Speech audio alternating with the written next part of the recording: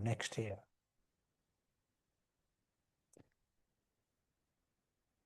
Maybe you can just I think thanks. now you learn. Yes. Mouse for something else So this positive psychology, just now we saw this word, positive psychology. And this is a new term, in the last 40 years, more popular. Prior to that, psychology was interested in stress. All the research that was happening was on stress, maybe depression. But for the last 40 years, they are studying on happiness. The science is studying, making research on kindness, love. So this is called positive psychology. And almost all institutions, psychology departments will have this area of interest, studying positive psychology. If you go into internet, there are many, many projects, and you can take part in this. And they will send you some bit like a message on your mobile. What are you doing? What are you feeling? If depending upon what project you are taking part in. And very, very good effort is made in this. Studying what makes people happy. So this is like a big area. And in one study, all the studies tell us that our ordinary ideas don't match with their observations. For example, if you ask this question to 18-year-old, you might get answers like this. They are thinking, if they are famous, it will make them happy. Some think if they are having bigger position, that will make them happy. They want to become presidents. And some think if they have money, it will make them happy. So these are the ideas where people think this is what will make them happy. In studies, they go and meet people who got all this, who got fame and who got...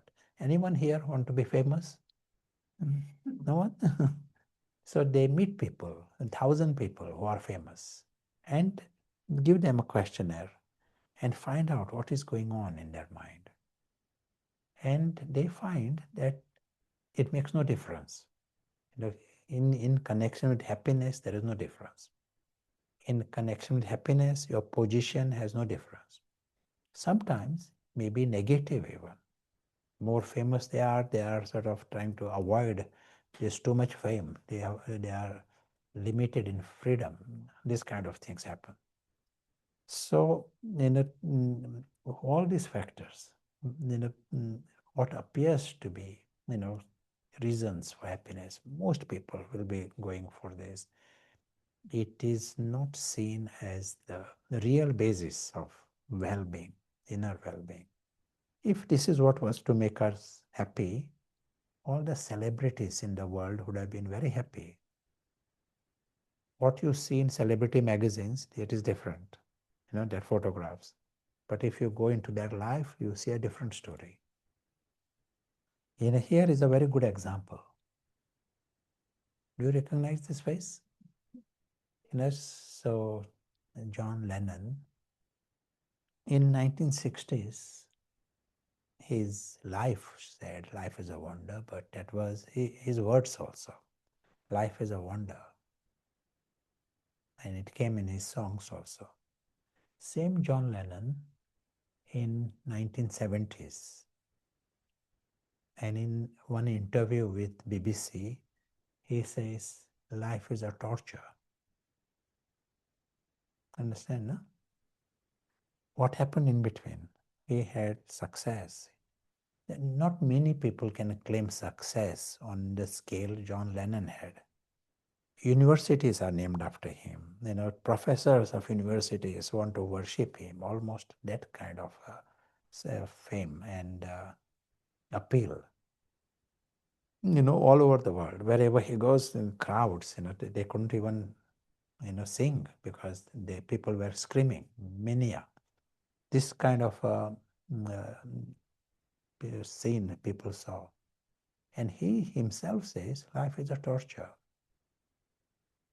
Do you know what he says in the next line? Make a guess. Why? Why life is a torture? Make a guess. Anyone? Why, after all this success, why should life be a torture? He lost his freedom. Freedom? Okay.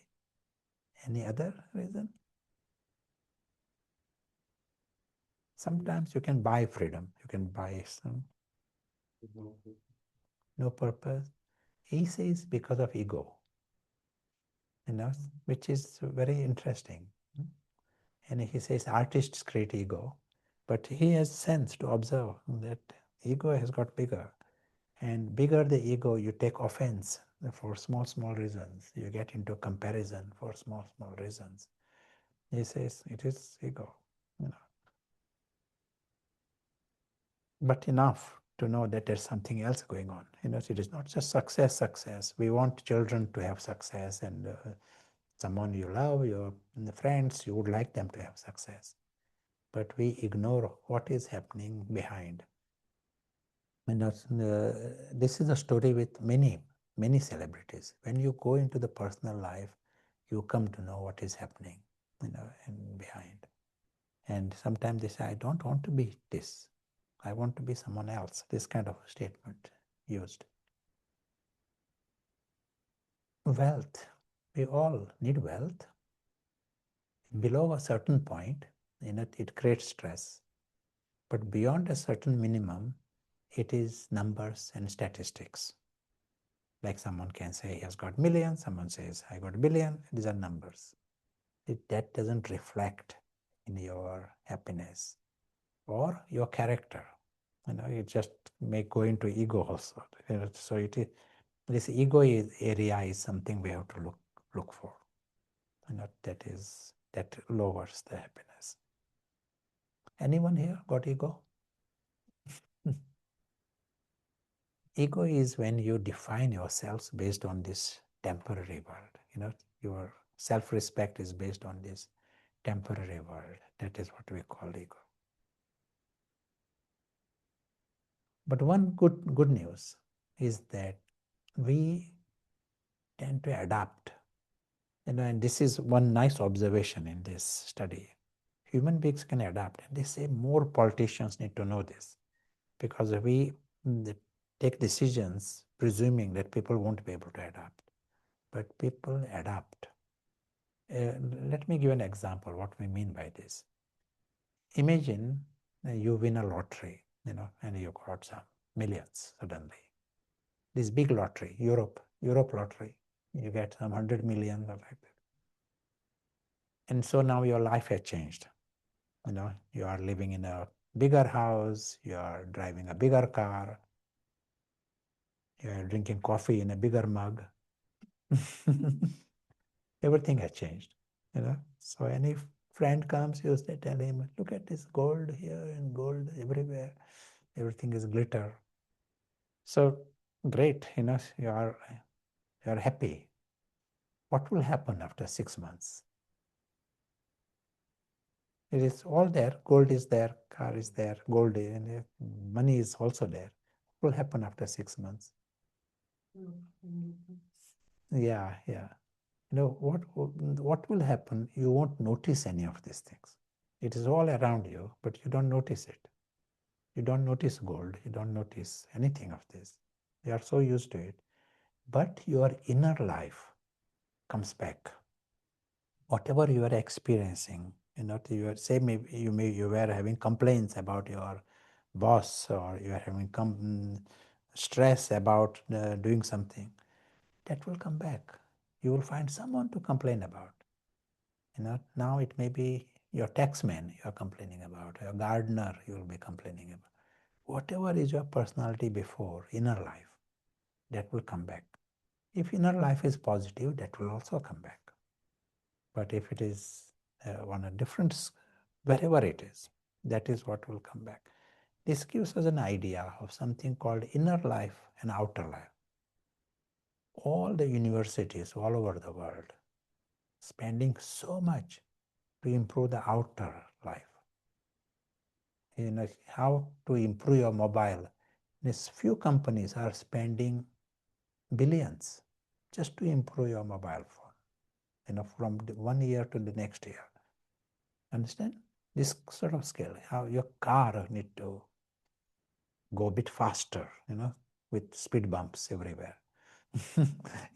So much effort is going on to improve outer world, but very, very little effort is made to improve the inner life.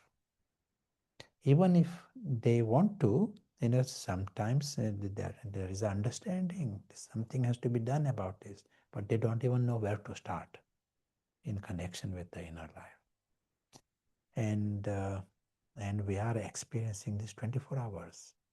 This is what goes with you, where you go from one place to another place, you take your inner life with you.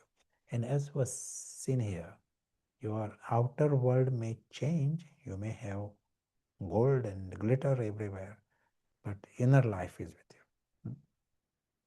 So this is a nice area to, we'll come back to this subject of inner life, but this is what is seen in these studies. And the same happens if you change your life and make it simpler. Someone might choose, I want to make life simpler. It's everything. You can afford many things. First few weeks, you might notice your bed is a bit hard and there are not many cushions around you. But very soon, you will adapt and will be very happy. If your inner life was of happiness, that is what will come back. If your inner life is of contentment, that is what will come back. Am I clear? So if you are underlining one area here, what is this inner life? That is something worth reflecting on. Feel free to say anything or ask anything. And anytime, feel free. Or any thoughts? Also, one online, if anyone wants to say, type. Yeah. In one study, they, by simple questionnaire, you come to know the personality type. Underneath, what is the aptitude, tendency of a person. So there are some people who are takers, some are givers, some are havers. Havers means their happiness is based on what they have. Like he might say, I got this, then I got that, and I got so many children, grandchildren, and my dog is so nice. It is all mine, mine. That word is very popular in him. That is, they are havers. They are takers. And they are takers is someone gives. Beggars are those who ask. That is beggar. So different personality types. Who are the happy ones? Givers. In one gathering, I asked this question, and one person, very confident, robbers, he was.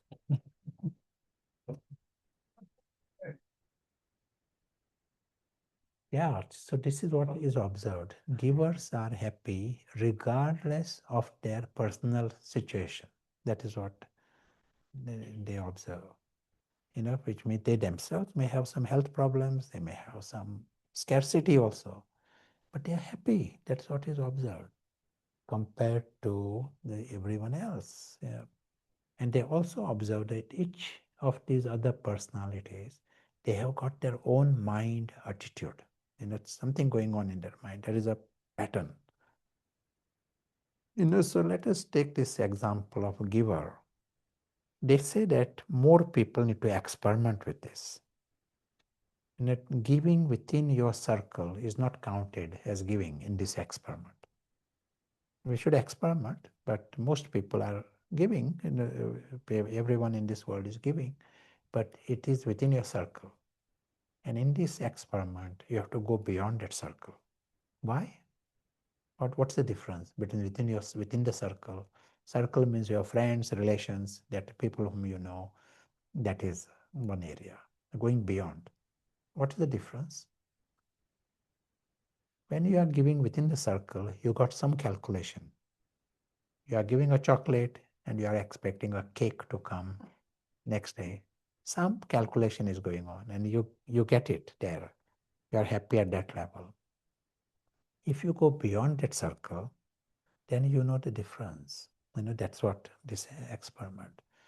As an example, say you get a chocolate, and good chance you will finish the chocolate in 10 seconds. That is more likely that is the fate of that chocolate. Now, this time, don't eat the chocolate. Give it to someone who you do not know and who is not going, you are not going to see him again. He is not going to return something back to you.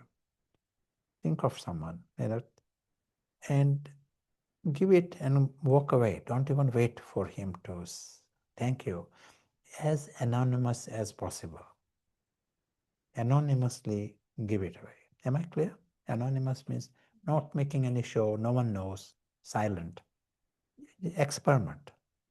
And just try and see what you feel inside. This is what the experiment is. Try to see what you feel inside. If you were to eat the chocolate, it will make you happy for 10 seconds. Agree? You know, if you give that chocolate away, you might find even after 10 hours, each time you think of it, it might make you happy. Just to observe, each time you think of that incident, it will make you happy. Sometimes people say even after years, each time they think of it, it makes them happy, this kind of thing. And this is the story. More to observe within yourself, what you are feeling after this. 10 hours later, you won't feel happy that you ate chocolate. You might feel guilty even. Or you might feel, okay, it was chocolate, but now I don't have the chocolate. That kind of feeling. But if you give it away, it will create this feeling of, of happiness each time you think of it.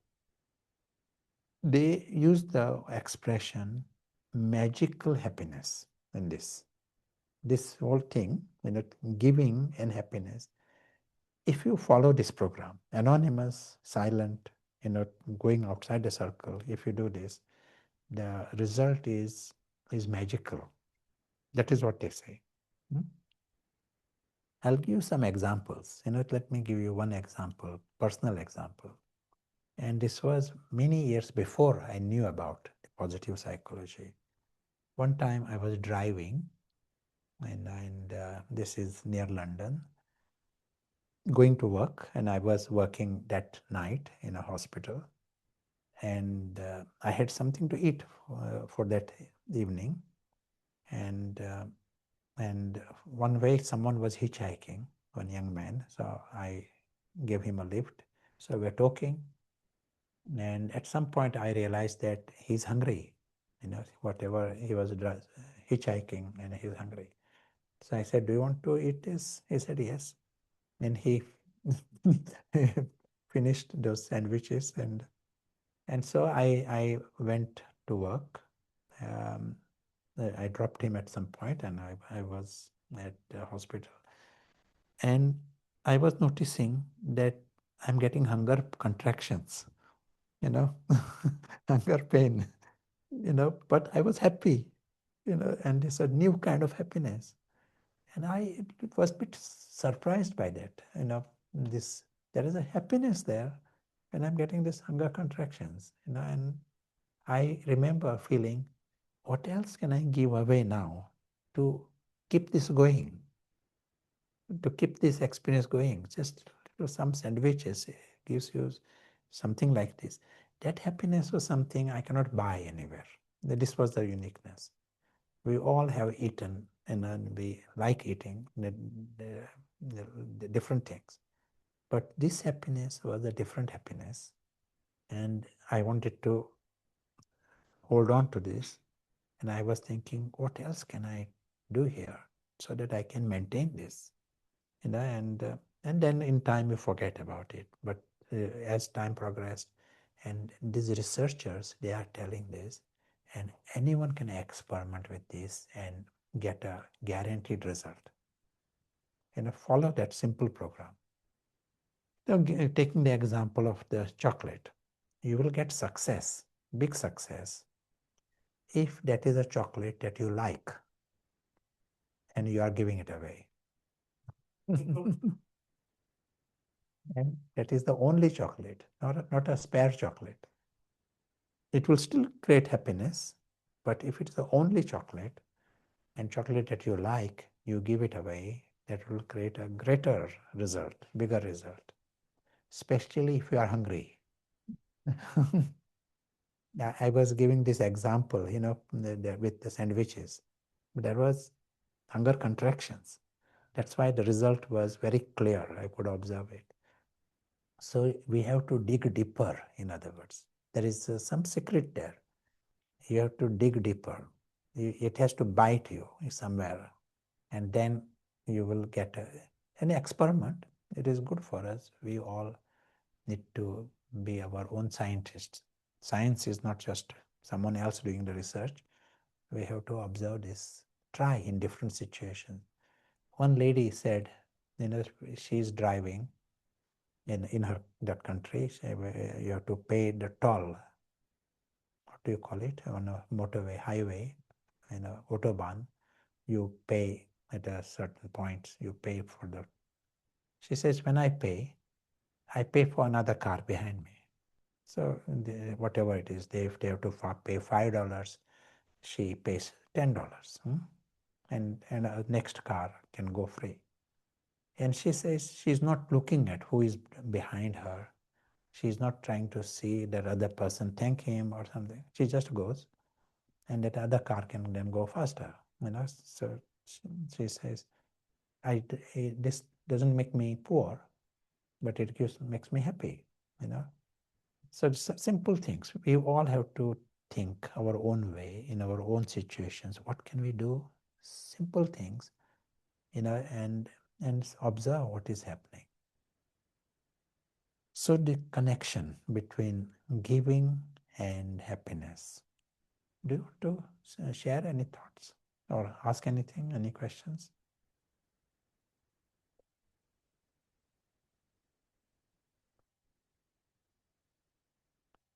Yeah. You're a quiet audience. Hmm? You're a quiet audience. Yeah, yes. I'll give you another example of a similar kind. Just like I'm here I was in another country and another city where we have a center, and there was a street that was coming near our center, and there was litter on that street, and they are saying council, is not paying attention. Some the reasons there. So just like we are meeting here now, so I mentioned to them, tomorrow we are meeting early morning. Every center people meet at 6 o'clock in the morning for meditation and discussion. So I said, tomorrow, those who want, come half an hour early. Let us meet at 5:30 and come with brooms and empty bags, and let us clear that street. 15 people gathered at 5:30 next day. It was still dark that time, and they came. It took just 15 minutes to clear the whole thing, and everything got, and we were there on time in our meeting, morning gathering. And that is fine, and no one even knew who did it, or no one got paid for anything. No one got praised even.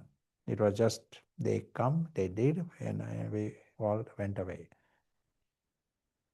In the evening, when I was with them, there was discussion amongst them, and they said they are planning to meet next day morning, similar time, and they are going to take on another street, and that sort of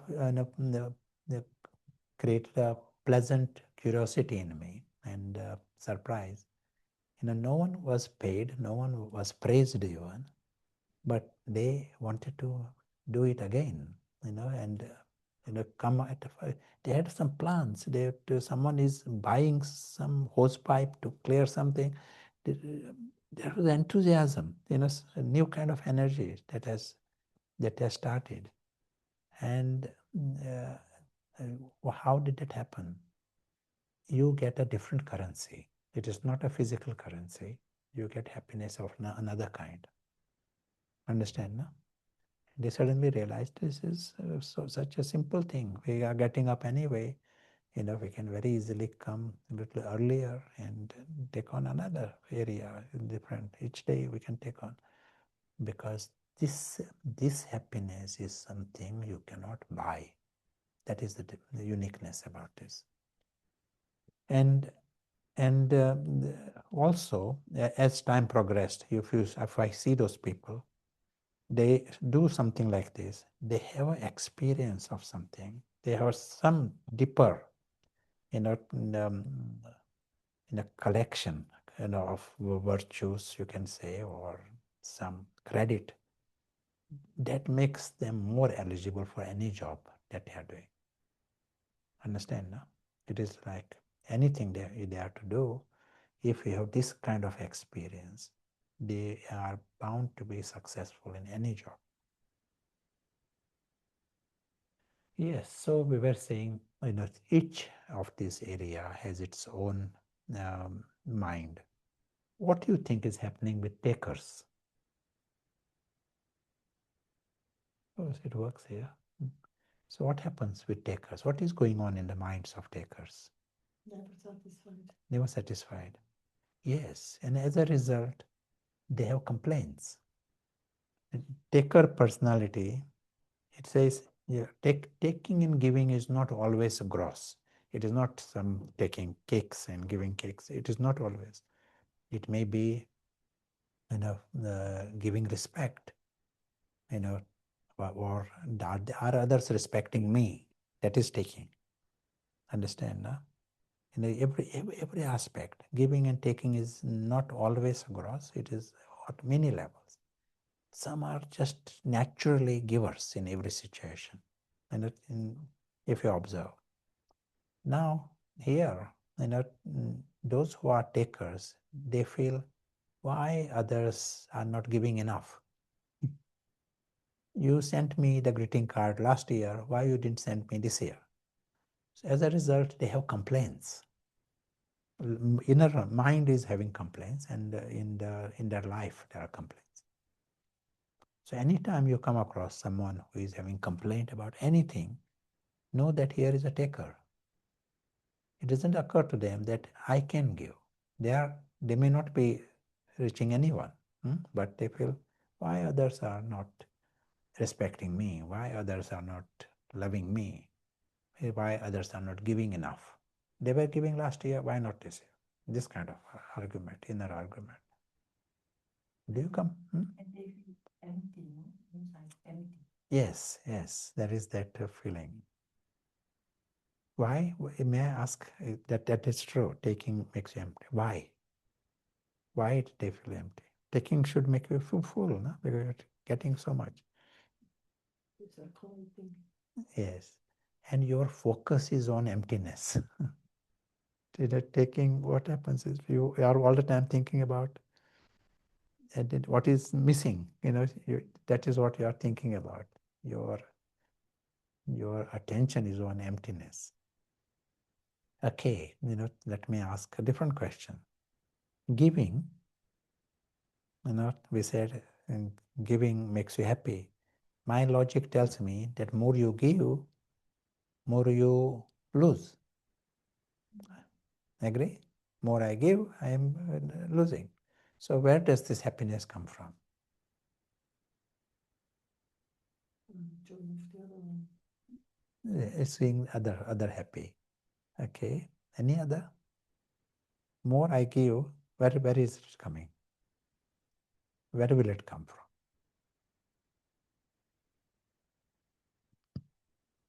Thinking about yourself or something like that. Thinking about others.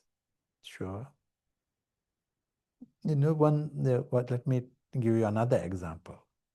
Let us say you in your household there are 5 people, and you got enough for 5 people. There is some food on the table, food in the fridge. 5 people, there is enough food. Suddenly your friends arrive around lunchtime. 30 of them. They say, "Oh, we're so happy to see you. We were just passing, so we decided to visit you." So now you have to feed these friends, very dear friends. You have to feed them. What will be your next thought? What thought will come to your mind? Some say we will share whatever is there. We'll share. That's right. What else? What are the other thought will come? Understand? Huh? Practical. What will be your next thought? Buy. But all the shops are closed. Pizza Hut is closed. Huh? What will we eat? What will we eat? Your thought will be what else is in the house. That is your thought. What is in the house. That will be agree. Practical. You will be thinking about this. That will make you go to the kitchen store, and you will find food there that you had forgotten about. If there is enough food on the table, why do you need to go to kitchen store? It is there, but you don't go there because there is enough food there on the table. Something similar happens with us. This is the psychology. If we are leading a superficial life, then we don't go to the kitchen store. So in the same way here, there is big store within us, and you don't reach there if you are leading a superficial life or ice cream culture. Then you don't need to go there. Whenever there is little ice cream or chocolates. But here you are putting yourself in a situation where you have to dig deeper. We used this expression earlier, dig deeper. You have to reach. So you have to see what is inside, what else is there. And this gives you the chance to know the store that is within each one of us. This is what the big message, spiritual message, or this is the positive psychology message, that each one of us, we got store not just of happiness. Within us there is contentment, within us there is happiness and love and even wisdom. It is nice. There are lots of libraries, but highest wisdom is within us. And we will be better to find a way to get in touch with this. It is your homework. This is an area where no one else can do it for you, and you cannot do it for someone else. Each one has to get in touch. Am I clear? So if you like, I can show you the connection between others also. Do you want to know what is happening with havers? What is happening in the minds of havers? Havers are those who say, mine, mine, mine, mine. Fear of losing. Fear of losing. Everyone is leading a life, but if I come here and say, this is mine and this is mine, subconsciously you feel, oh, I may lose this. Someone else might come and sit on this. It matters to you.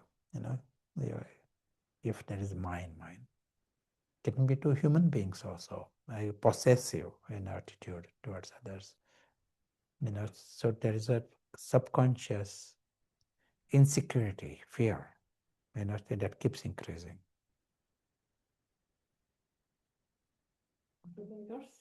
Beggars. Make a guess what is happening in the beggars. Yeah, as was said before, beggar tends to see the emptiness. It is there that is a problem of this beggar. What's the difference between the takers and the beggars? beggars are actively asking. Takers, if you are giving, they're happy to take it, and they are happy to take. Whereas beggars are actively asking.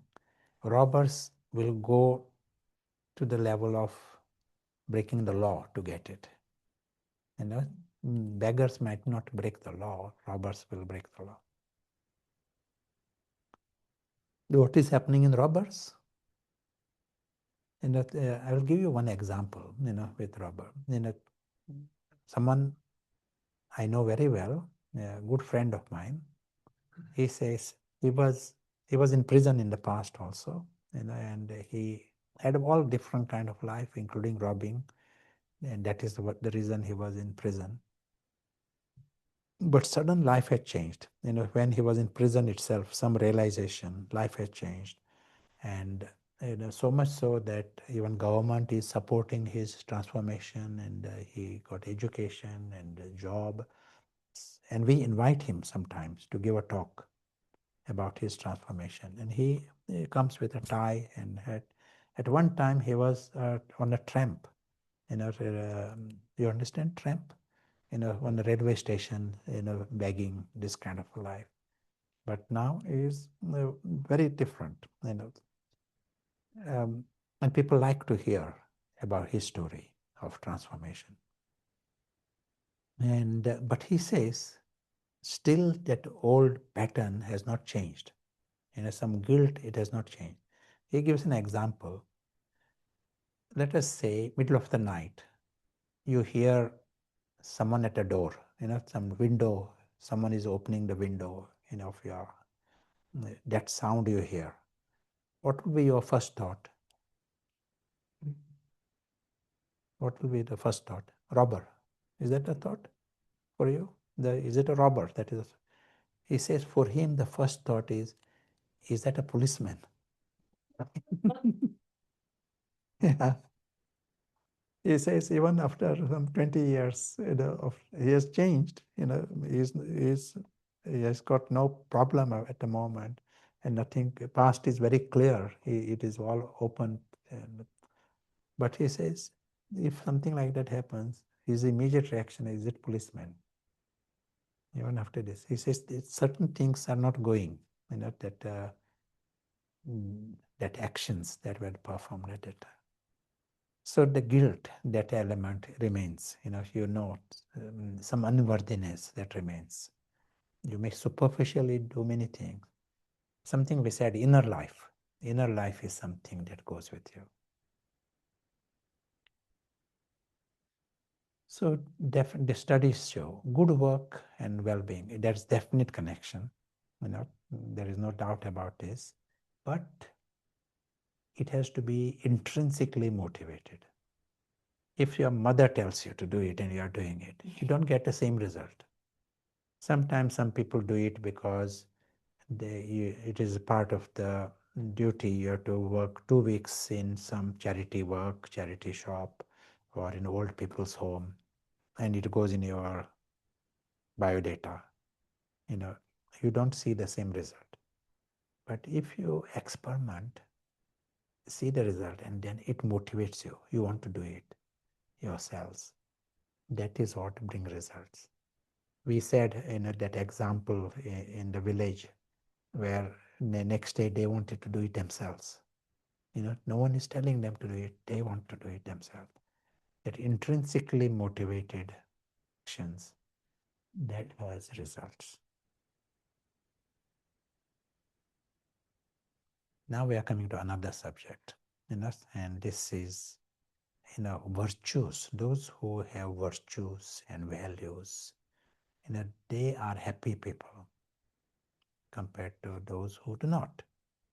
We all have virtues and we all like virtues and values, but there is something called conviction virtue and convenience virtue. You understand the difference? Like conviction virtue, like as an example, all okay?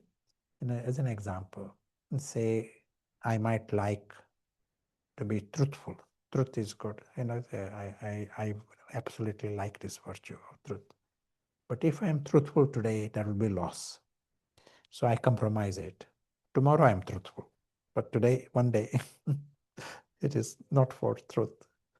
That is called convenience. Conviction virtue is he will not compromise what he considers his value or virtue. No compromise on it for any situation, any reason.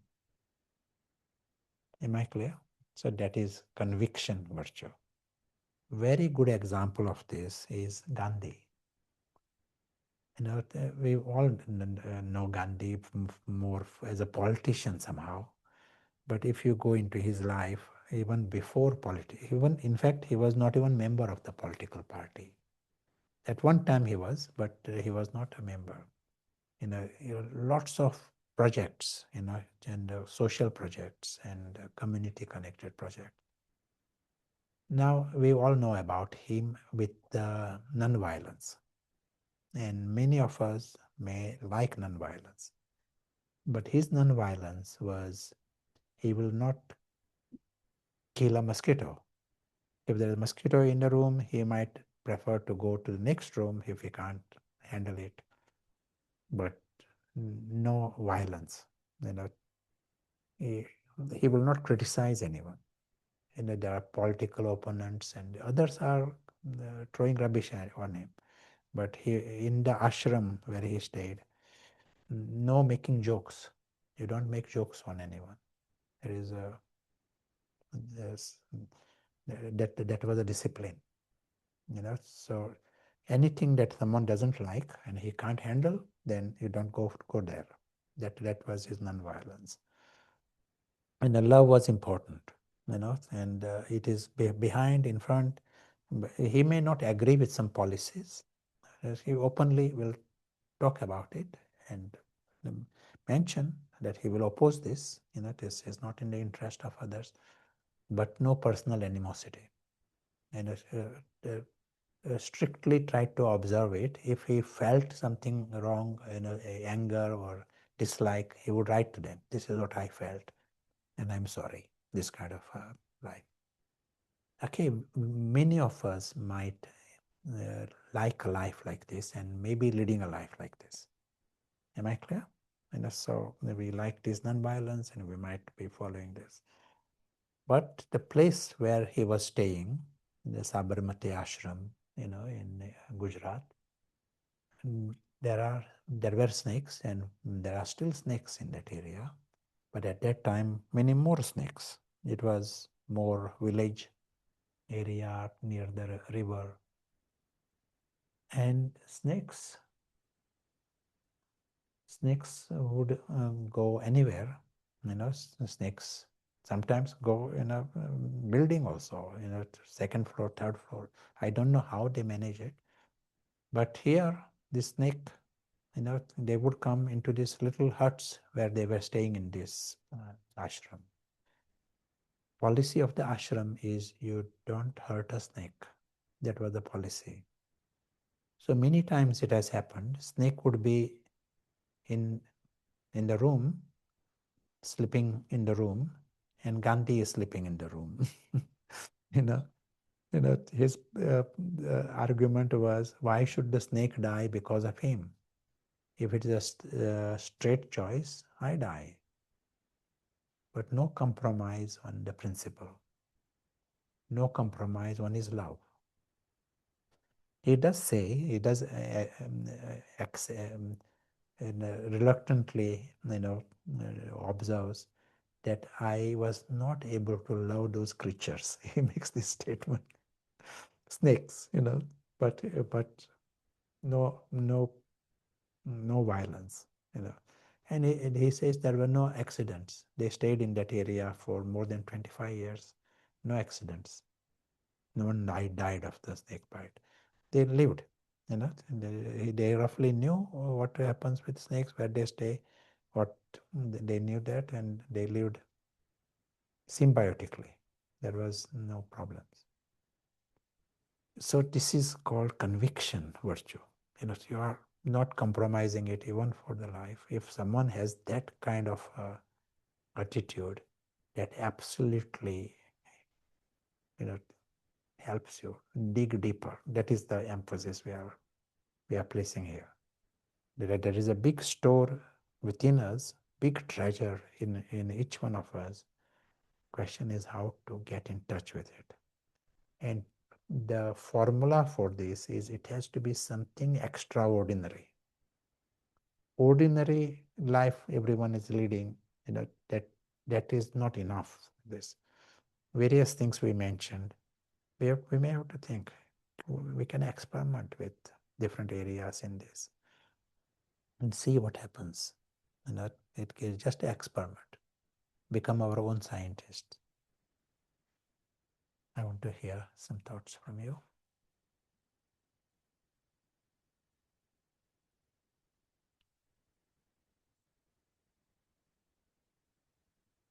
Or any comments? Claudia, want to add anything? Mm-hmm.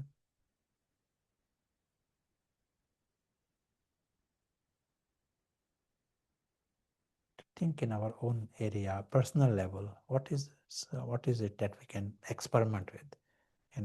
This is like we get the overview of this. And I like this. I think when we see that in others, this conviction, and also when I think of Gandhi, and I couldn't put in that word, but it's exactly that word. What I find so precious, just to stick to what you find very valuable. It's a lot of inner strength. Yeah. It's a lot of inner strength.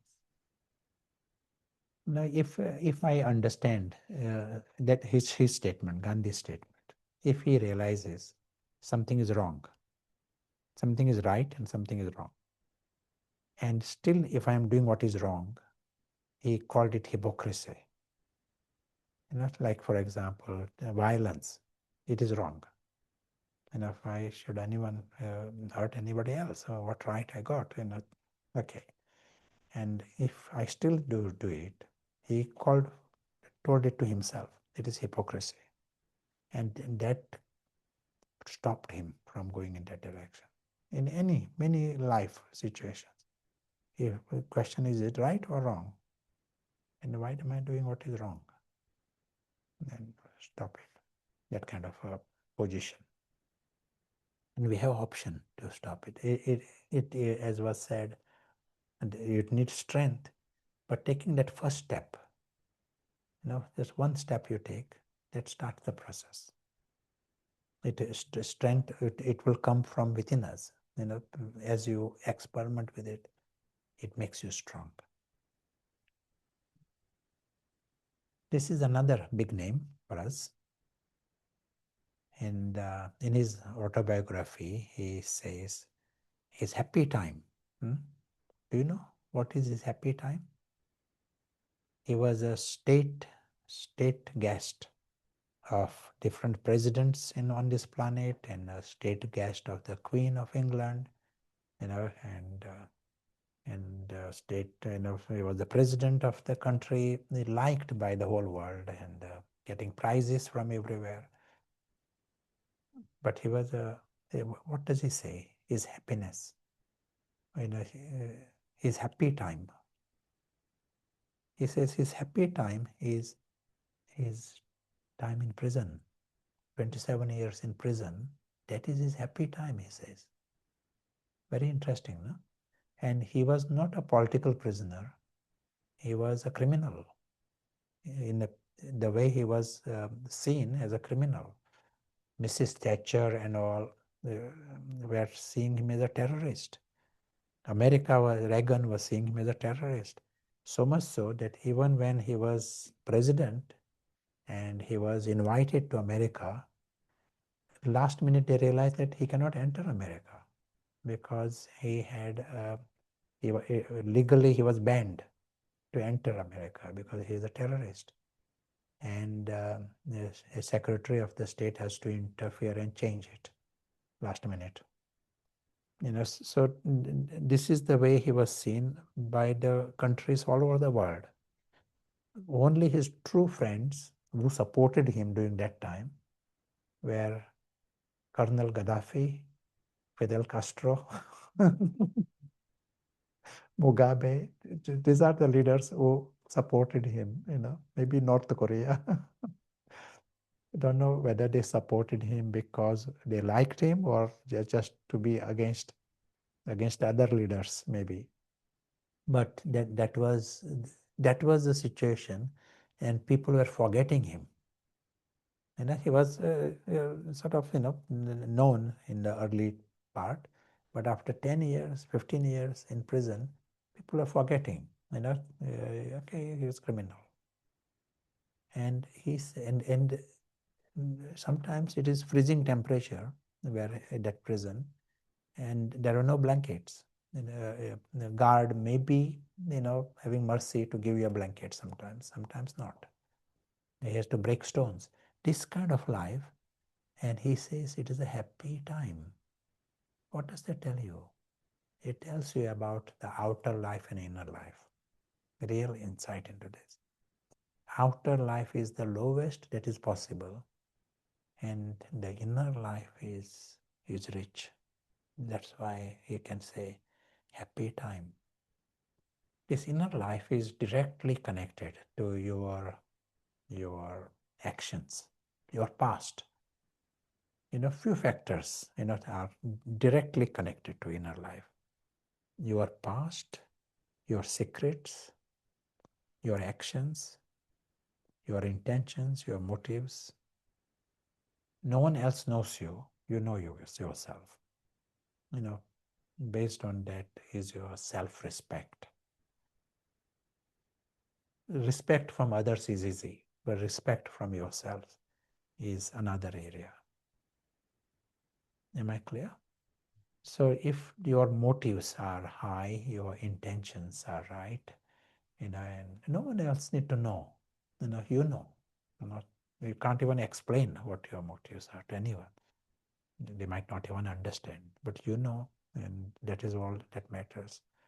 You know your actions, you know the secrets, what is going on in your mind, and if you are happy with that, the conscience. Everyone has got conscience. As was said, even the robber, he says, he knows what is the reason for guilt and unworthiness. He knows the feelings. So if your life is like this, it has direct connection with self-respect, and it has direct connection with your inner life, rich inner life. Now, one question: we all have past, there is a past. Can we change the past? No. Can we change the past? Understanding of the past, Understanding, but not what we not we did. Can we change the past? No. Who would like to answer yes? I am going to answer yes. Do you want to know how to change the past? Okay. Make the present extraordinary. Understand? Not just ordinary, not slightly good, but go for something that is extraordinary. We introduce, think of what is it that can be done that is not ordinary. In this game, to break this shell, we are saying there is a big store there inside. To break it, it is not just ordinary life. The superficial, ice cream culture is not enough. Something is required to break that shell. You do that, that's all. And that's the end of it. If you get opportunity, do another action. Let it be extraordinary. Perform this. And you will find that this becomes the past. And it dominates. Because it is extraordinary, it dominates. It erases the remote past. Otherwise, there is lots history. We all have got a long journey, not just past that we remember. Our subconscious remembers even something behind this also. But this, if you perform something that is extraordinary, it goes to the subconscious. and it has power to erase the remote past. And this becomes your past. What is the present? 1 minute ago, what happened? That has become the past. Understand now? Yeah, clear. Question? Yes. So one comment is, yes, we can change the past by changing your perspective. Change how you feel about it now can change the past. That's a remark. And then a question,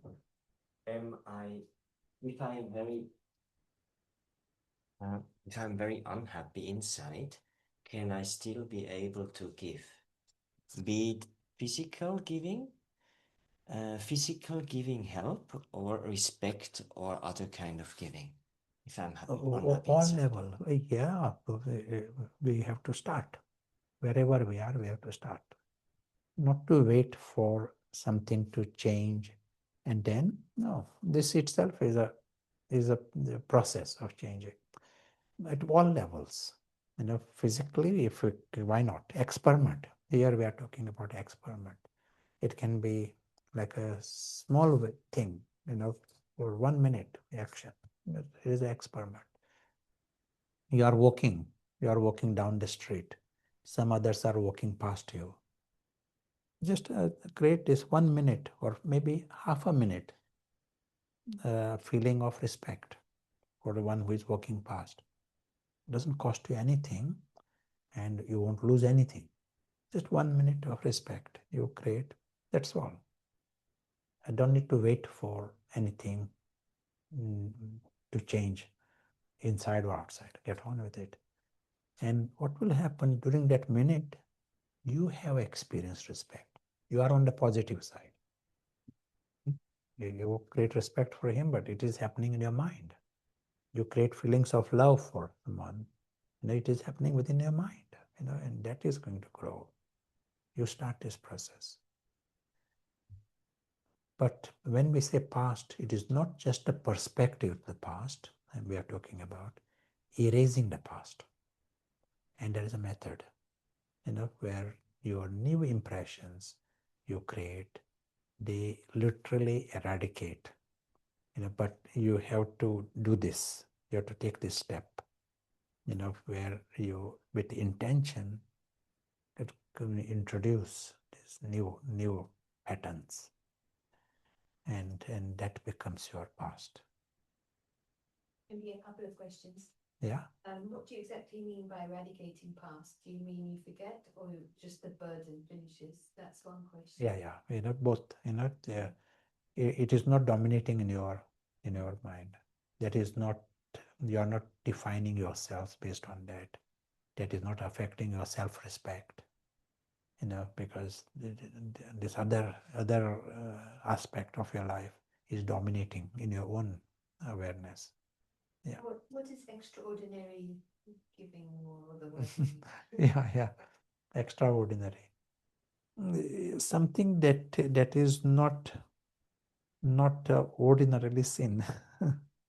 Like we give these examples. In our ordinary life, you are sharing things and giving things. Do something that is unusual. You don't observe that happening. Like here, with Nelson Mandela, freezing temperature, and in that situation, you are thinking of others. You are thinking of how if the blanket comes, how it can be used for others. All of these things are extraordinary. Yeah. I was once participating in a seminary where the teacher told us at the end, please write a postcard to someone every day. That will be life-changing.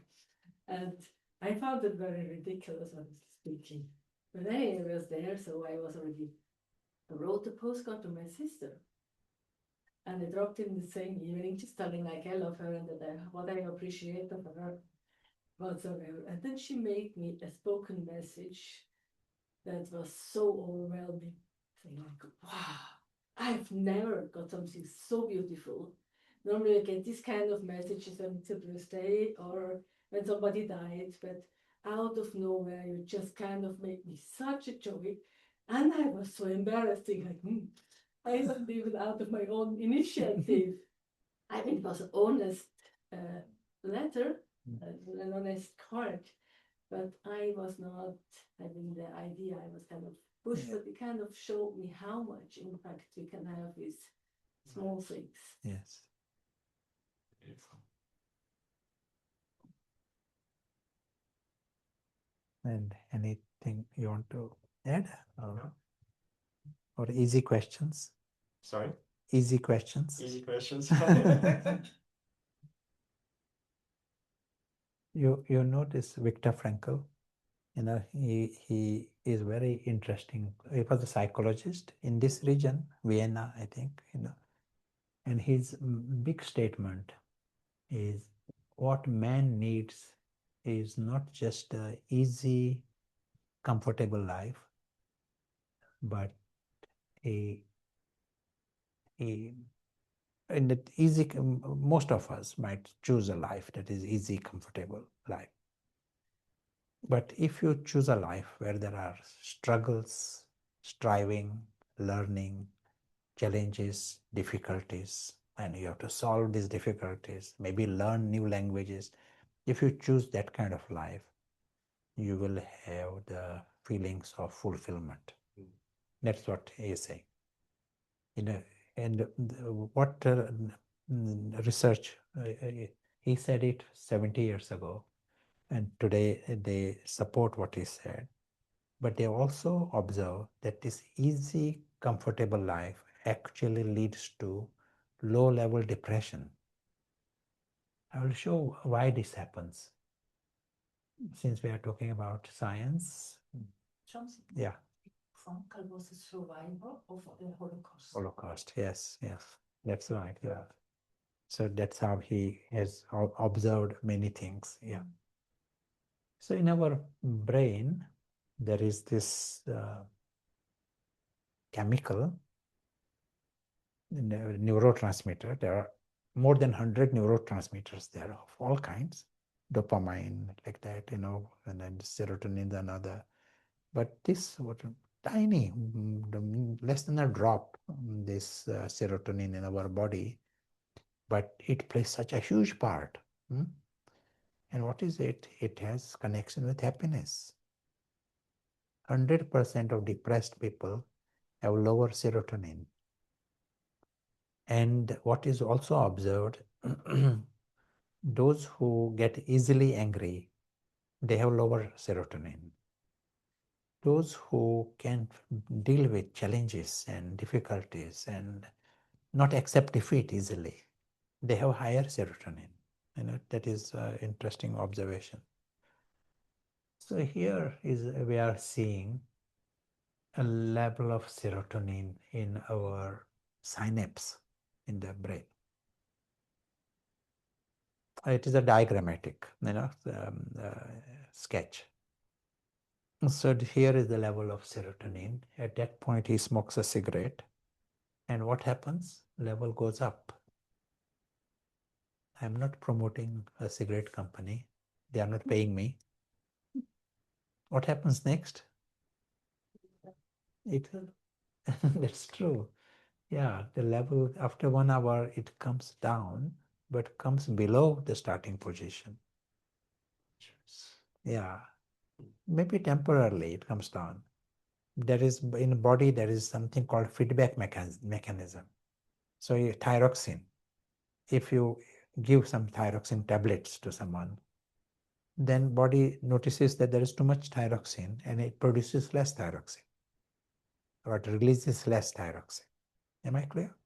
So body has this very inbuilt mechanism to regulate this.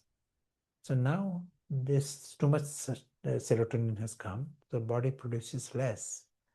So there is so after 2 hours, there is less serotonin there. So level comes down. But he notices it. Just with one cigarette, after 2 hours, he will notice it. I remember this experience. and you feel okay, so you're a bit feeling empty somewhere. So what is the answer? Answer is another cigarette, and then you feel good. But each time you are smoking the cigarette, you are coming down. As I said, it is diagrammatic, which means it may be minute coming down, but nevertheless you are coming down. So after a while, then after cigarette, you are at the same level that you were in the beginning. Your serotonin level, that was where you started with, and now your level is lower, resting level is lower, and 10 times you smoke the cigarettes, you feel normal. And can you imagine how pathetic the situation becomes?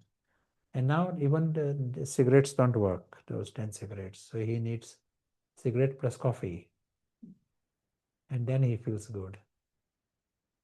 So this is the story with with cigarettes. In studies, what is seen, the same pattern you see with many other things, and that includes chocolates. You'll have to tell this to all your chocolate companies. Same thing is seen with coffee, and same thing is seen with foods, sugars. They are very much in this area. You will see the same thing in studies. It is seen. The same pattern is seen with television, with music, but also with noise. So some people living in some city atmosphere, then suddenly they go on holidays, it's quiet. They have low serotonin because it's suddenly too quiet. They're a bit boring, and it is a buzz for them in the background, some noise going on. You can buy a noise making machine. If anyone wants, I will give you the website afterwards. What kind of noise? It is like a guru, something. I think you may be able to choose also. Traffic sound. So job, people become addicted to people. Can you imagine this? Can you give an example? It can be anyone, can be your children. Children are with grandparents. You know them, they are very safe. But mother notices the low serotonin level because she is dependent. Without knowing, you have created dependency on another person. So it becomes an addiction, and then say it is love. But it is not love. It is another factor. Love is separate, and our dependency is something different. Am I clear? In the present days, internet is a big area. At one time it was 8% of the population using internet were dependent. The internet addiction syndrome, IAS, is internet addiction syndrome, 8%, but now it must be even more. So if internet was to stop, many people will get into a real chaos. Not because their life is affected, but the mind is affected. So here, violence, some psychologists call our society of addicts. Oliver James, his book is called Britain on the Couch. He's talking about England, but the same thing applies to most world at the present. So he says ours is a low serotonin society. He's a professor of psychology in Reading University. So low serotonin society, and he also uses the word society of addicts. Today's, not 100 years ago, society of today. Why? Why today it is low serotonin, not 100 years ago? What will you say? What is the reason? What has happened in the last 100 years? Technology. Technology. Yeah. Anything? They become lazy. Lazy. I might say in the last 60 years, we have got 8 times more prosperity. Maybe it is even more, so in some places, like your grandparents, they did not lead a lifestyle that is led today. Foreign travels was not a common thing 60 years ago. But what your technology can offer to you, it is disproportionate to what was possible 60 years ago. So we have got more prosperity, more technology, more science, more freedom. All positive factors. It is success, more prosperity, more technology, more science, more freedom, success. But what has happened? This success is used to buy all these things. Understand, no? So how can you stop all this happening? And then what happens? We are going into this low serotonin direction. If you are, from young age, you are going in this direction, then it is a low serotonin society. And that is what it was meant. Low level depression appears happy, comfortable, easy life, just party, but not indulgence, but ordinary life. But even that life leads to this low level depression. That's why the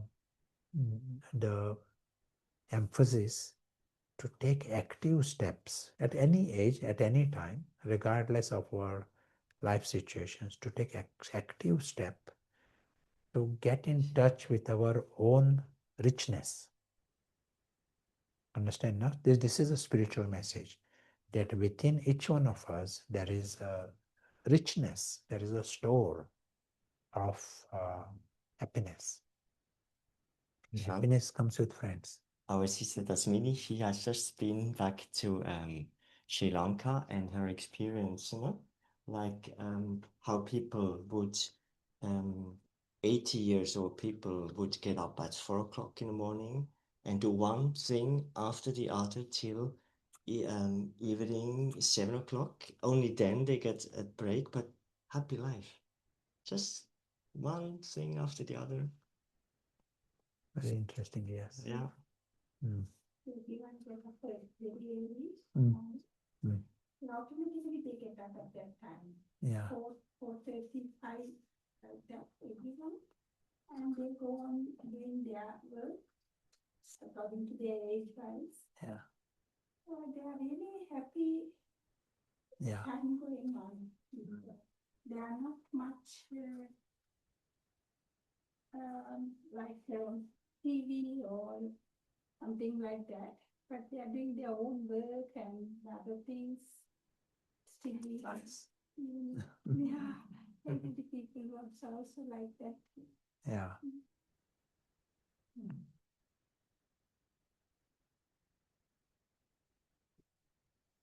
No? Okay. Yeah, that's good. One good news is exercise. That is a positive thing. And it does still affect serotonin also, but it works more through endorphins. And so in the various studies, what is seen, if you introduce even half an hour of moderate to active exercise, half an hour, so fast walking, or it affects your benefits, your physical health and mental health. And it is a huge encouragement. Everyone should introduce this. If you want to improve your mental health, introduce half an hour of walk in the morning, another half an hour of walk in the evening. Half an hour is minimum, but introducing some exercise that will benefit both mental health and physical health. If it is a sport kind of a situation where you have to play with others, that has even more benefits at mental health level. But since the discussion is on science, you want a formula, no? And the formula is happiness equals truth divided by desire. Now, a question for you. Desire is denominator. It is, if the desire becomes zero, what will be happiness? Mathematical question. Desire is zero. Yeah, if the denominator is zero, what is happiness? Yeah, truth. But Amount. what will be the number? Yeah, the word infinity, infinite, that is, if the denominator becomes zero, then the answer is infinite. So if anyone is looking for infinite happiness, anyone wants infinite happiness? Yeah. The secret is bring desire to zero. It appears quite, do you want to know how to make this desire to zero? Yeah. Again, just an experiment for 1 minute. Experiment. For 1 minute, see this whole physical world as a story world. Just for 1 minute. Anyone can play with it, no? You are sort of watching a story. In a story, suddenly the door opens, someone comes. It's a drama going on. Have you seen Truman Show, one film? Truman Show. Yeah, it is like a drama film, that is drama going on. He did not know. So we all are in this, drama, story. 1 minute, see it as a story. And in a story, you totally accept. Suddenly something comes, something suddenly goes. You don't even have a preference. Desire includes preference, expectation. You just watch it, and you accept it. And for 1 minute, you can play with this. You will notice the desire is zero. And if the desire is zero, you become free from desperations, disappointments, complaints, worry. You become 100% free. Just for 1 minute, you will notice instant shift in your happiness index. Anyone can play with this. It is an experiment. Once you play and once you notice this, then you can play with it another minute if you want. And each time you play with it, you will only notice, the shift. I'll tell you one more story. But before that, before the story, big story, you want to add anything or ask something? Any comments from you?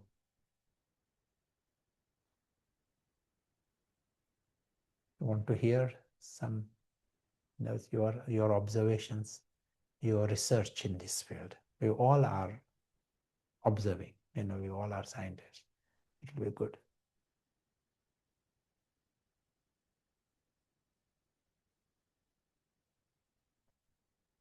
Okay, I'll tell you this story.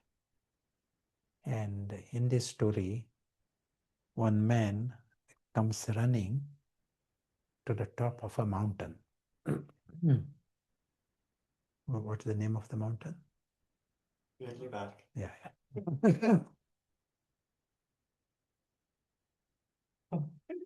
Where we have taken you, Pilatus.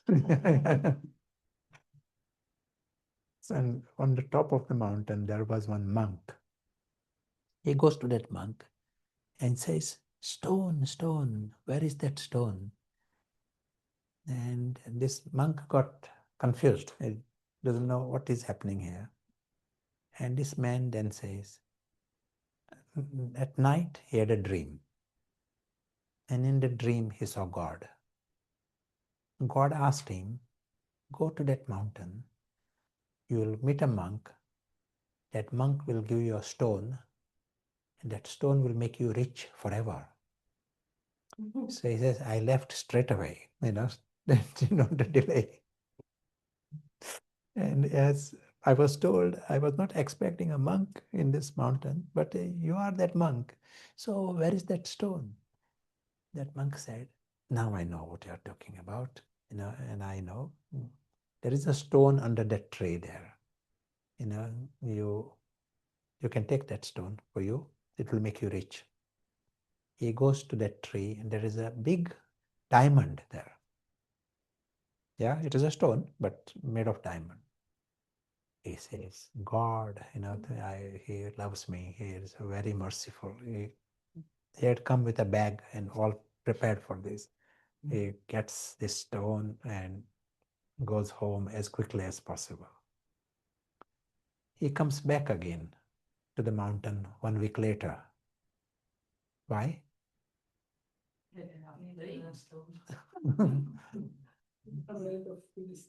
wanted more stones. More stones.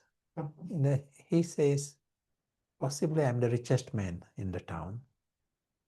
No one can have diamond like this. So I'm very rich, very lucky that way. But whole week I was not able to sleep.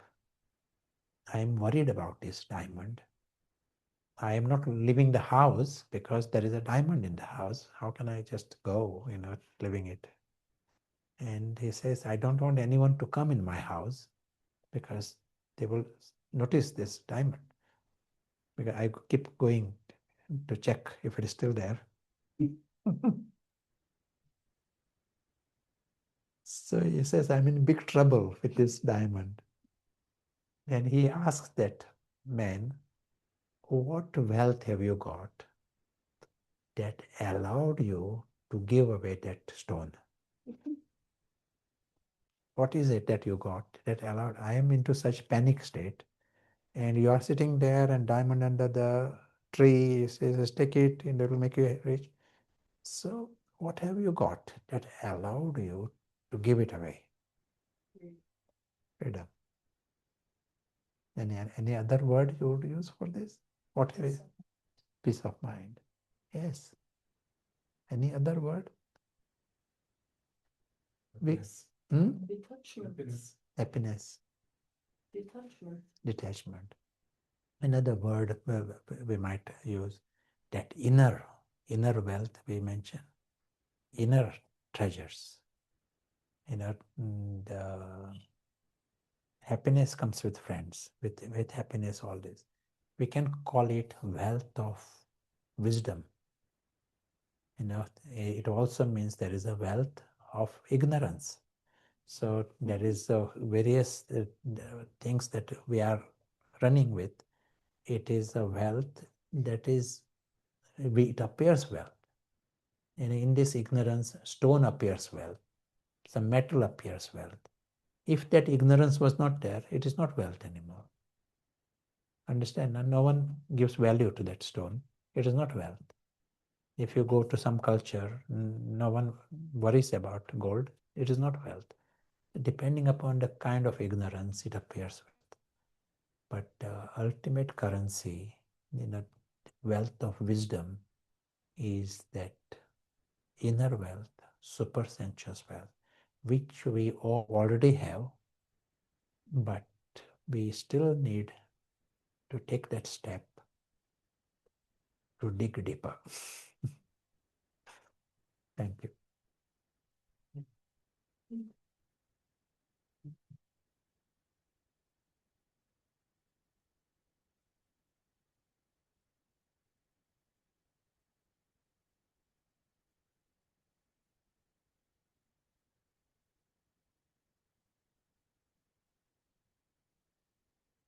I was going to suggest a few minutes of some experiments with the silence.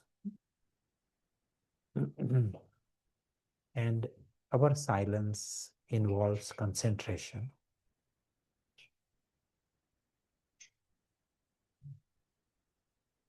So there is treasure we are talking about, treasure inside. One method for that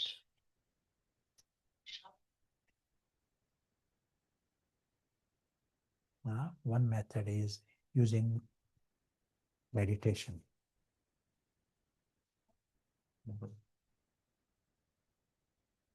Maybe you can.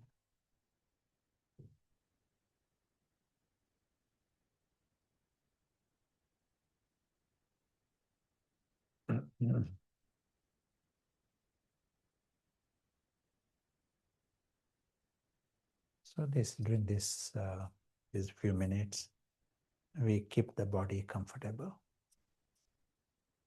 preferably both feet on the floor. Consciously, we tell the body to relax, shoulders to relax.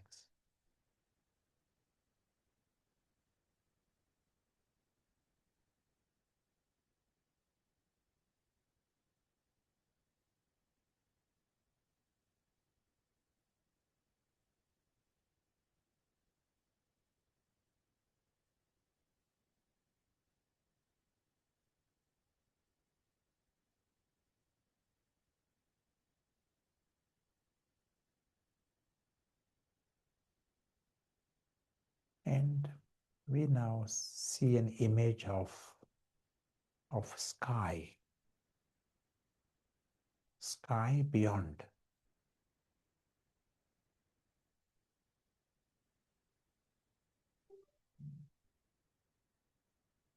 A region of light and color. And we stay in this experience continuously for the next minute.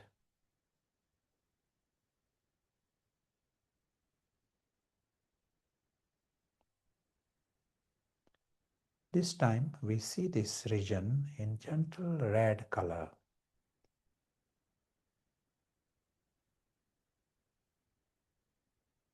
Like the evening sky.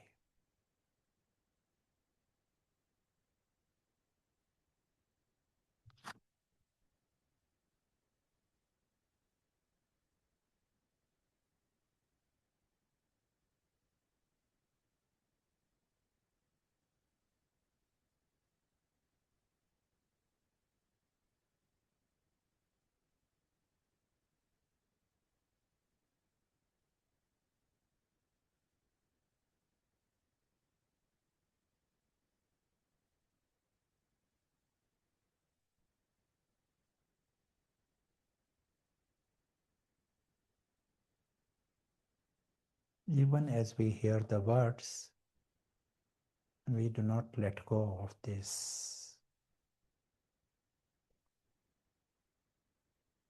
attention on light and color.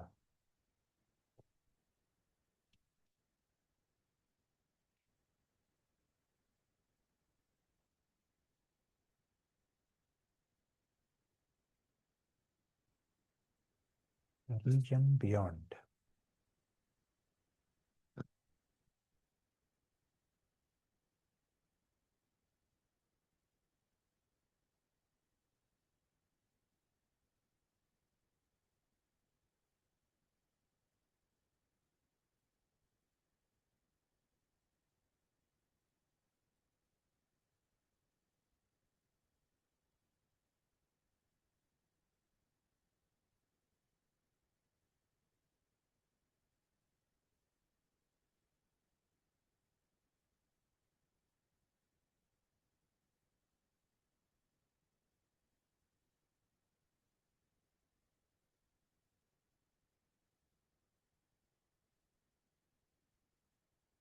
Region of complete silence.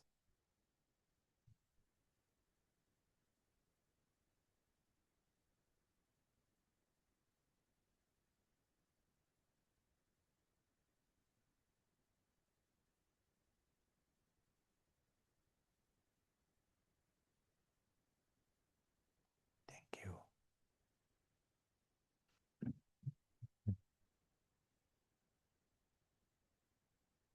We also have visitors, said Sarah, maybe like Wendy, they can Yeah. say hello in the end. Maybe now the audience and listen. Yeah, but before that, they can share if there is time.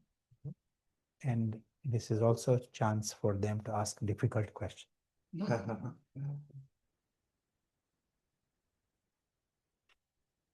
So we can keep that short because probably people will want to leave soon. Yes. It's 2 hours.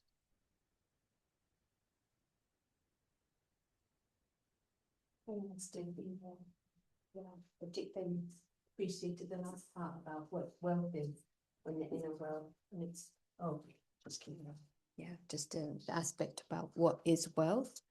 And I think it's really timely in the world of the different kinds of questioning values. And I think when we have resilience inside, we can deal with situations. And even if things disappear externally, the way we approach is very tangible. And definitely in my life, I've experienced when situations have come up, and if I've created that time to realize there is treasure within, mind is clear and you can see what the right action is.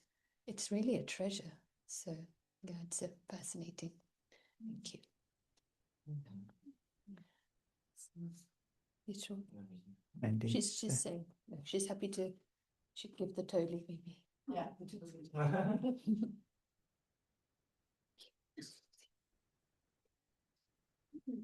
Now you Mistake, one by mistake. one. So- The poem is something to speak, and the blessing card. And the two of. So Prashant, thank you so much. I really liked very much the reflections, and I think the driving force is really happiness. I think we all want happiness and peace in our lives. So for those who are new here, we send out newsletters with our programs. That's with guest speakers that we invite, but also a big program with Sister Shivani we're going to have. So if you would like to get this kind of information, you can leave your email with us. And also, if you want to tap into this inner treasure, unlock, breaking through that blockage, how Prashant explained. So we're going to start a meditation course actually tomorrow in a week on a Thursday. So if you're interested in that, you can also ask us to get some more information about that. And anyway, it's all free, so you can give it a try. If you don't like it, you just don't come back for the next session. That's no problem. Okay. And Shivani, yes, that's really also an event you should not miss. Shivani, she's just very good in explaining. She has, because of that, 12 million of followers on social media. Of course, if Prashant would use social media, he would have more. But she uses social media, or YouTube clicks 1 billion views only because of one reason. People find the explanations that are applicable in daily life. They feel I can change my life with this kind of insights I'm getting there. So subscribe for that. That's next July. Okay, now you get a sweet and powerful affirmation card. That's also, so they are all, the affirmations are all different. Get the one that's perfectly for you. So thanks for coming.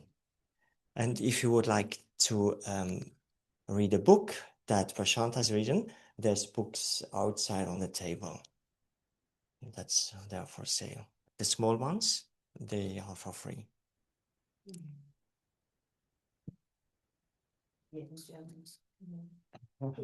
True.